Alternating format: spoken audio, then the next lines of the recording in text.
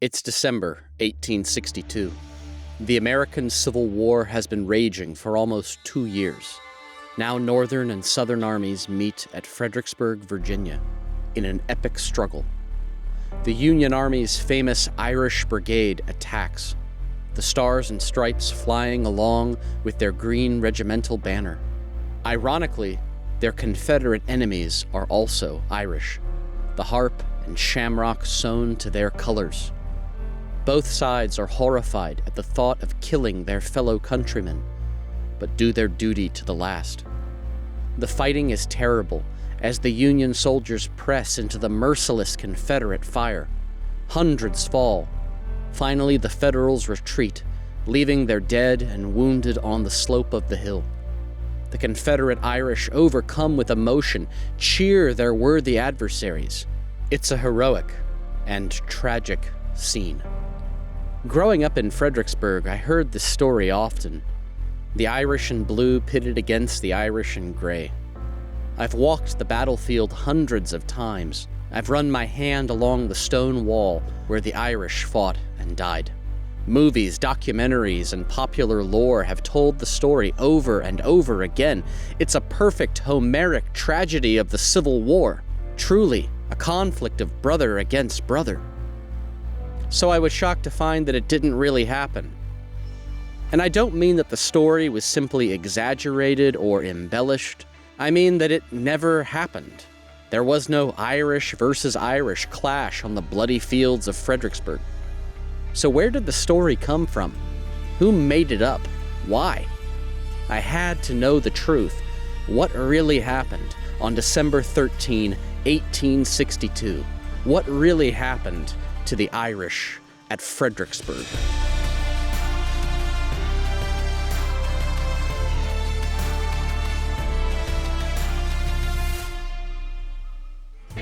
Almost 2 million Irish immigrants came to America between 1820 and 1861, with most settling in the North. For many, it was an escape from poverty, famine, religious hatred, and political oppression. Irish communities in cities like Boston and New York grew rapidly. But there were Irish Southerners too.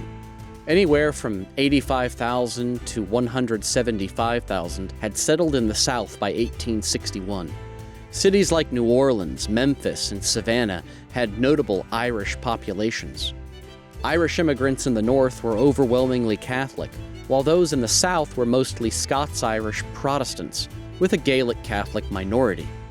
Anti-Irish prejudice existed throughout America, but was less pronounced in the South, where the Irish blended into the mainstream more easily. When the Civil War began in April 1861, Irish Americans on both sides rushed to volunteer. More would be drafted in the coming years. About 150,000 Irish fought for the North. Many carried green regimental colors with symbols like the harp and shamrock.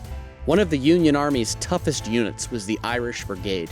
Its famed commander was Brigadier General Thomas Francis Marr, an Irish nationalist who helped lead a failed uprising against the British in 1848. Marr was shipped off to Australia, then escaped to the United States.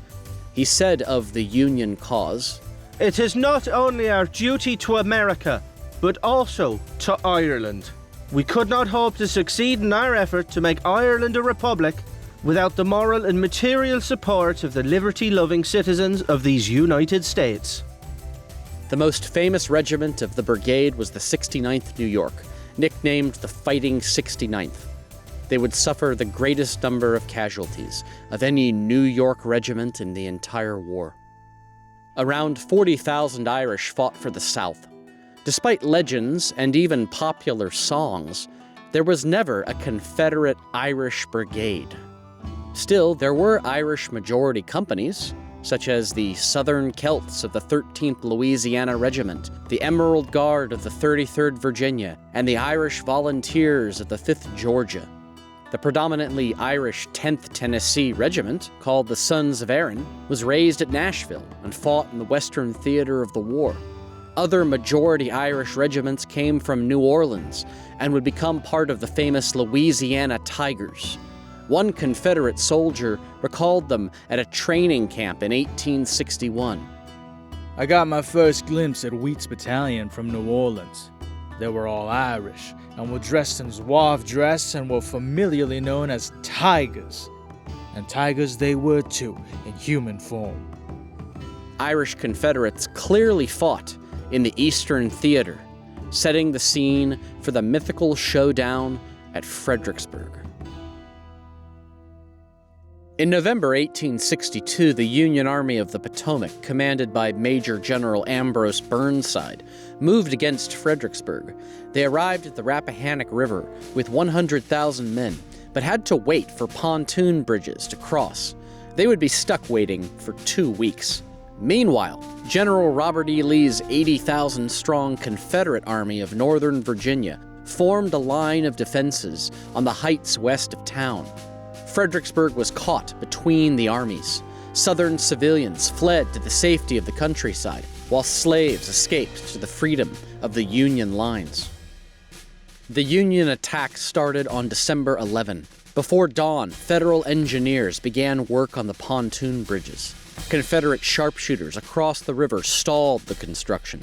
Burnside then ordered Fredericksburg shelled. 150 Federal guns opened up from the Falmouth Heights. The bombardment lasted 4 hours. It was the first time in history that American artillery shelled an American town. Union troops crossed the river in boats to secure a beachhead, then battled the Confederates in the streets for several hours. By the end of the day, the Union Army had seized the town.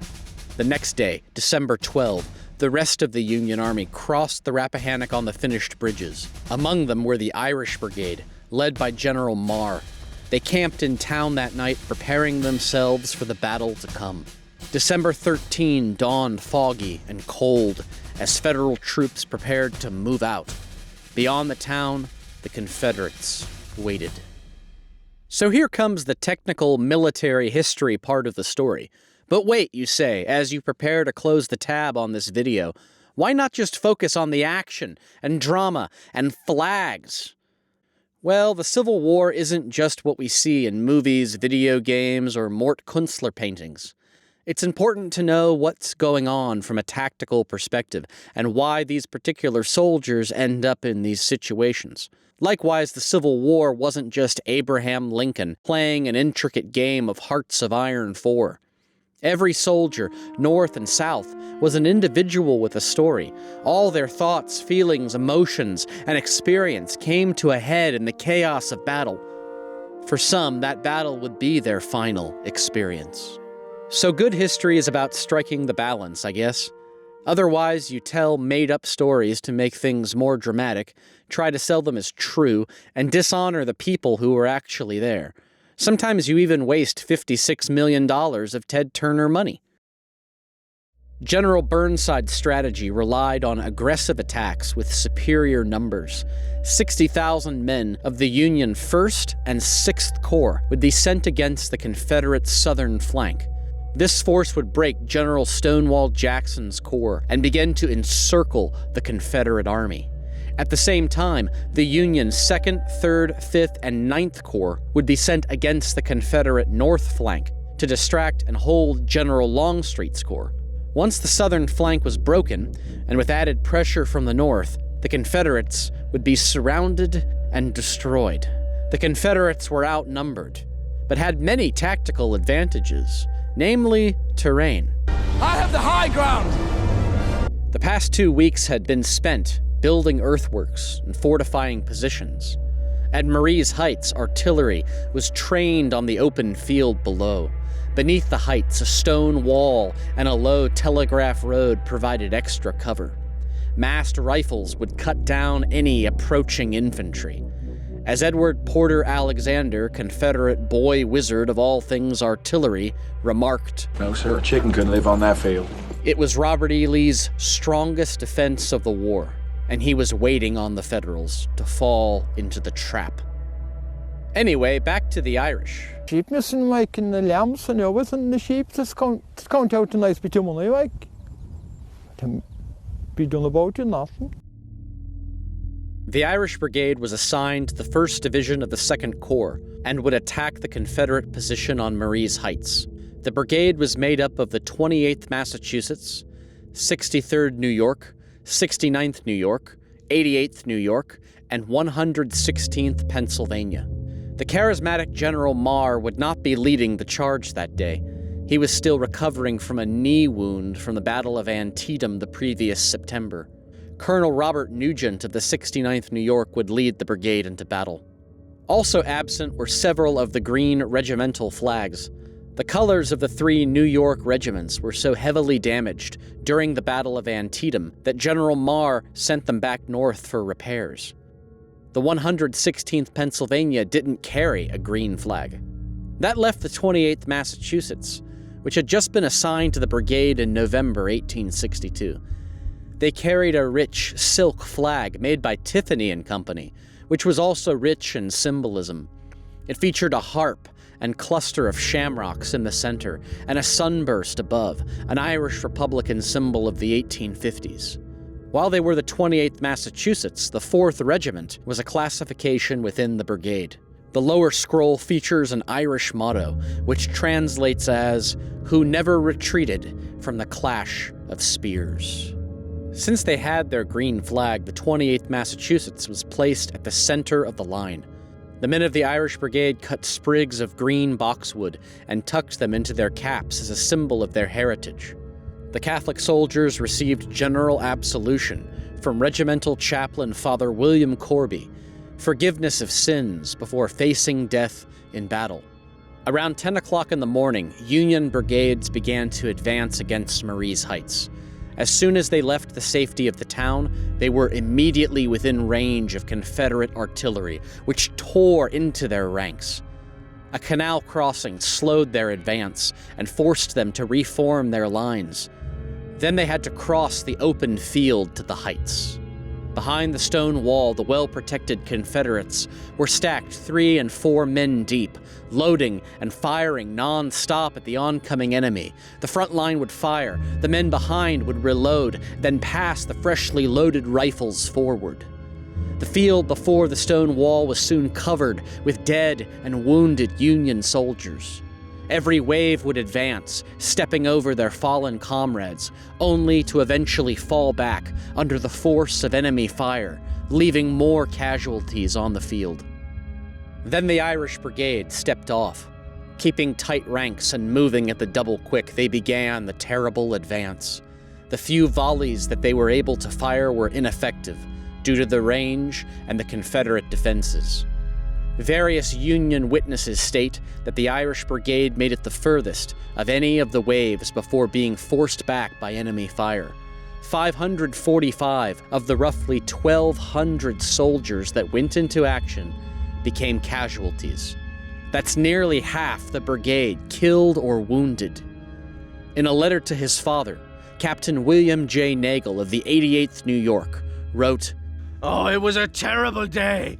The destruction of life has been fearful, and nothing gained.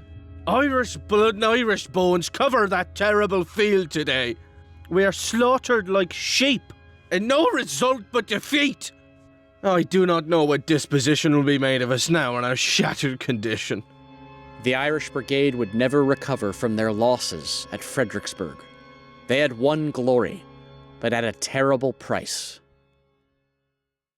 But what about the Irish Confederates? Yeah, this is where things get messy. There are no Southern accounts of an Irish Confederate unit at the Stone Wall. There are no diary entries, letters, or memoirs written by Irish Confederate soldiers that mention facing off against the Union Irish Brigade. And we know who the Confederates at the Stone Wall were. They were the 24th Georgia Infantry. They weren't an Irish unit, they were mountain men from North Georgia. Like most of the Army of Northern Virginia, they were native-born Anglo-American yeoman farmers. All except their commander. Colonel Robert McMillan was actually Irish. He was born in County Antrim, immigrated to Georgia in 1832, and became a successful merchant. When the Civil War began, he raised a company of soldiers called the McMillan Guards, which would later become Company K of the 24th Georgia. Two of Macmillan's American-born sons also joined up and fought alongside their father. Colonel Macmillan was 57 at the Battle of Fredericksburg, which is pretty old for a Civil War field officer. He would even take command of his brigade on December 13, following the mortal wounding of General Thomas Cobb. Crucially, there's a February 1863 account of the battle from the Southern Watchman, a newspaper published in Athens, Georgia. According to the article, Colonel Macmillan actually did recognize the Union Irish Brigade and cried out, "That's Mar's brigade! Give it to him now, boys!" The Confederates did not hesitate. Their bullets tore into the Irish Brigade without mercy.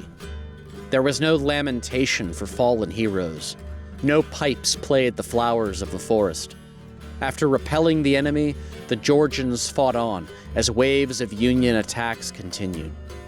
So it was Colonel Macmillan, the one Irish-born Confederate, with a bunch of guys from North Georgia behind the stone wall. They weren't a bunch of rebel Buster Kilrains. Still, this hasn't stopped a good story from making the rounds. The first mention of Confederate Irish at Fredericksburg comes from a poem by Irish nationalist John Boyle O'Reilly, published in 1889. It should be noted that O'Reilly was not a witness to the Battle of Fredericksburg. He wouldn't come to America until 1869, after escaping the British prison colony in Western Australia. Playing up the drama of the battle, O'Reilly describes Marye's Heights. Strong earthworks are there, and the rifles behind them are Georgia Militia and Irish Brigade. Their caps have green badges, as if to remind them of all the brave record their country has made. Then the Union Irish Brigade advances. The Confederates lament. "Oh God, what a pity!" they cry in their cover. As rifles are readied and bayonets made tight, "'Tis Mar and his fellows," their caps of green closer. "'Tis Greek to Greek now for the rest of the fight." The classical themes are all over the place in this one. 1,200 the column, their rent flag before them. With Mar at their head, they have dashed at the hill. Their foemen are proud of the country that bore them, but, Irish in love, they are enemies still. In the poem, General Mar is leading the attack himself. This is inaccurate historically, but since Mar was a popular Irish nationalist figure, O'Reilly included him for dramatic effect. Out rings the fierce word, "Let them have it!" The rifles are emptied point blank in the hearts of the foe. It is green against green, but a principle stifles the Irishman's love in the Georgian's blow. It's clear that John Boyle O'Reilly mixed fact with fiction in this post-war poem. In an attempt to honor the sacrifices of the Union Irish Brigade, he birthed the myth of the Irish Confederates. Variations of this story would be repeated until it became part of the mythos of the Civil War. Strangely, even those who were there picked up the myth and ran with it. Lieutenant Colonel St. Clair Augustine Mulholland commanded the 116th Pennsylvania at Fredericksburg. In his regimental history from 1903, he describes the attack on the stone wall. "And now occurred a strange and pathetic incident. Behind that rude stone breastwork were bone of their bone and flesh of their flesh. The soldiers of Cobb's brigade were Irish like themselves." Mulholland continues, saying the green sprigs and the caps of the Union soldiers were understood by the Confederates. The symbol was recognized by their countrymen, and "Oh God, what a pity! Here comes Mar's fellows!" was the cry in the Confederate ranks. There are some major issues with Mulholland's account.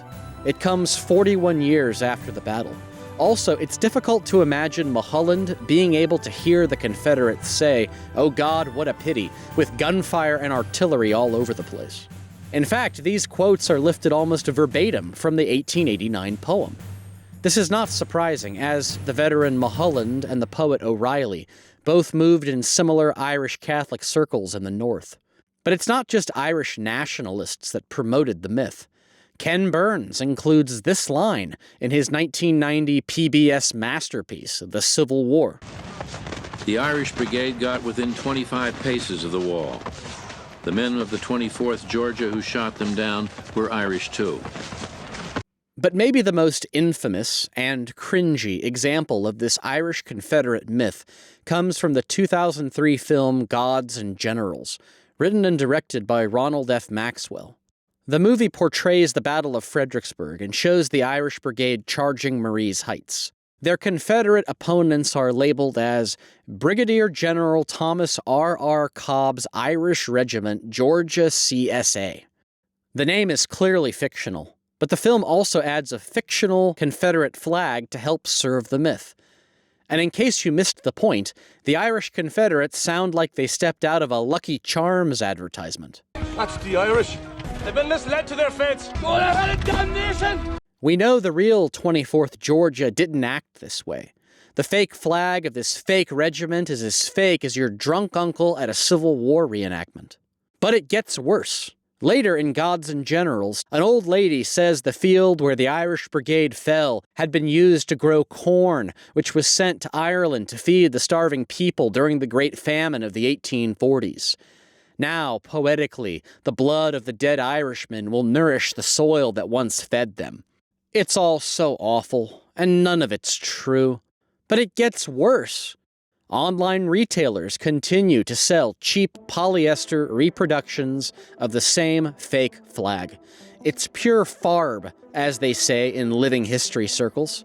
You can even find miniatures and toys with this fictional banner, copied from the reproductions which were copied from Gods and Generals. Even artist depictions of the 10th Tennessee are frequently identified as the Confederate Irish at Fredericksburg. While they were a real Irish Confederate regiment, they only fought in the western theater of the war and never set foot in Virginia. But it gets worse. In January 2022, Irish Central published an article called The Clash of the Irish Brigades at Fredericksburg. Author John Joe McGinley presented the myth again, and this time it's even wilder. As Marr and his men began their march up towards the Confederates, they were not the only Irish regiments in the field. One of the two Confederate brigades defending the sunken road was the 24th Georgia Regiment, under the command of General Thomas R.R. Cobb. So the 24th Georgia Regiment is also a full-on Confederate Irish brigade, because regiments and brigades are now the same thing. The 24th was proud of its Irish roots and flew a green flag with a golden harp. It was comprised of Irish immigrants, many of them from the same counties and towns as the Union Irish Brigade, which now marched up towards them within range of their guns. None of this is historical, but it gets even crazier. Marr injured his knee, but undaunted, he borrowed a horse and rode up the hill to be with his men, now being cut to ribbons by relentless Confederate fire from the sunken road. However, a shell fragment then struck Marr in the leg, and he was thrown from his horse, and he was carried from the battlefield. Marr is leading the brigade on foot, then injures his knee, then hops on a horse to lead his men? This defies reason. No federal officers went into action at Marye's Heights on horseback. That would have been immediate death. Even Ron Maxwell gets this right in Gods and Generals, when these three unnamed Irish soldiers are bantering before the attack. Is that to be General Marr's position then? He's enjoying the privilege of an officer, protecting the rear. McGinley seems to mash up elements of Marr's historical wounding at Antietam, puts it at Fredericksburg for dramatic effect, and then throws in more action.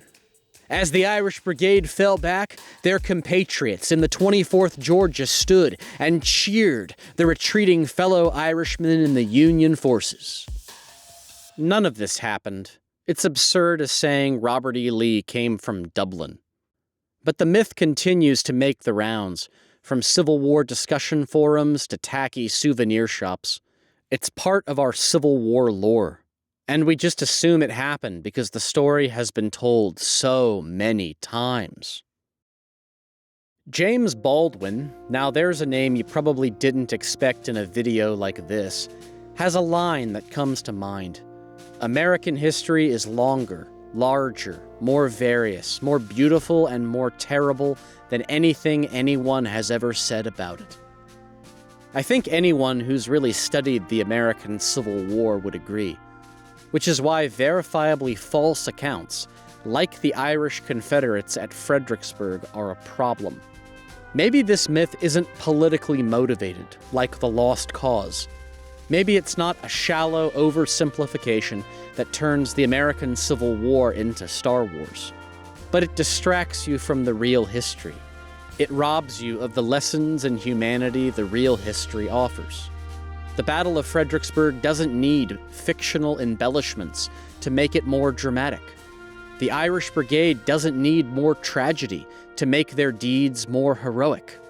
As the dulcet-lipped Shelby Foote once remarked, Actually, I know of no braver men in either army than the Union troops at Fredericksburg, which is a serious defeat.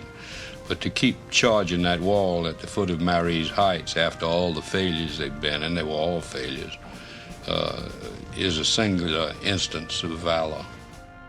shouldn't that be enough? Old myths die hard, especially those from the American Civil War, but I hope this deep dive has put this one to rest. Thank you to all friends of the channel. We cover a lot of overlooked, misunderstood, or just plain weird corners of history and culture. So if you're into that, please subscribe. If there's a real Civil War whopper you want unpacked, or just a strange tale from the conflict you're interested in, put it in the comments. We read them all. Until next time, keep the powder dry, and don't be a farb.